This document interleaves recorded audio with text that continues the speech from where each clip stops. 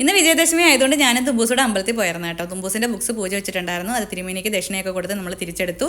പിന്നെ അമ്പലത്തിൽ നിന്ന് നേരെ തിരിച്ച് വീട്ടിൽ വന്നു കേട്ടോ. വീട്ടിലും ബുക്സൊക്കെ പൂജ വെച്ചിട്ടുണ്ടായിരുന്നു. അപ്പം പിന്നെ തുമ്പൂസ് അതൊക്കെ പിന്നെ ഓരോന്നായിട്ട് ഇളക്കിയെടുത്ത് അത് അവിടെ തന്നെ നിന്ന് വായിക്കുന്നുണ്ടായിരുന്നു കേട്ടോ. നമ്മൾ പൂജ എടുക്കുമ്പോൾ ബുക്സൊക്കെ കുറച്ച് നേരം വായിക്കണം കേട്ടോ. പിന്നെ ഞാൻ എൻ്റെ ബുക്സും പൂജ വെച്ചിട്ടുണ്ടായിരുന്നു കേട്ടോ.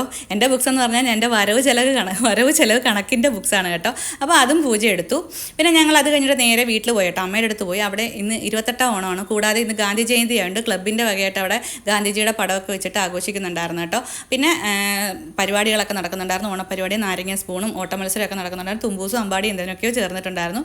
പിന്നെ നമ്മൾ 2 കിലോ മീൻ വാങ്ങിച്ചിട്ടുണ്ടായിരുന്നു കേട്ടോ. 1 കിലോ നെത്തോലിയും മത്തിയും. അത് വലിയ മുട്ടൻ പണിയായിരുന്നു. ഇതിൻ്റെ ഡീറ്റെയിൽ ആയിട്ട് ഞാൻ കിച്ചൺ ലൈവിൽ ഇട്ടിട്ടുണ്ടായിരുന്നു കേട്ടോ. കാണാത്തവരൊന്ന് കാണണേ. അപ്പോൾ മത്തിപ്പീരയും വെച്ചു, നെത്തോലി ഫ്രൈയും ചെയ്തായിരുന്നു കേട്ടോ കിച്ചൺ ലൈവിൽ. അപ്പോൾ ആ കറികളൊക്കെ ഉണ്ടായിരുന്നു. ഉച്ചക്കത്തേക്ക് നമുക്ക് കഴിക്കാനായിട്ട് പരിപ്പും പപ്പടവും നമ്മുടെ മത്തിപ്പീരയും നെത്തോലി ഫ്രൈയും കപ്പയും ഉണ്ടായിരുന്നു. പിന്നെ കൂടാതെ നമ്മൾ സേമിയ പായസം വെച്ചിട്ടുണ്ടായിരുന്നു കേട്ടോ. ഇതെല്ലാം കൂടെ കൂട്ടി നമ്മളിന്ന് കഴിച്ചു കേട്ടോ. ഉച്ചയൂണ് ഇതെല്ലാം കൂടെ കൂട്ടി കഴിച്ചു.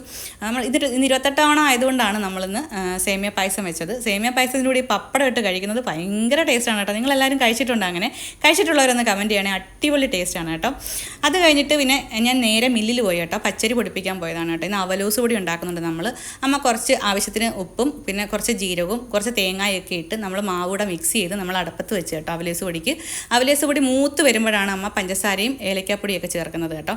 അങ്ങനെ നമ്മുടെ അവലോസ് പൊടി ഏകദേശം മൊത്തം പാകമായി വന്നു കേട്ടോ. അപ്പോൾ ഇതിൻ്റെ ഡീറ്റെയിൽഡ് വീഡിയോ ഞാൻ നേരത്തെ ചാനലിൽ ഇട്ടിട്ടുണ്ട്. കാണാത്തവരൊന്ന് കാണണേ കേട്ടോ. അടിപൊളി ടേസ്റ്റാണ്. വീഡിയോ ഇഷ്ടപ്പെട്ടാൽ ലൈക്ക് ചെയ്യാൻ മറക്കല്ല.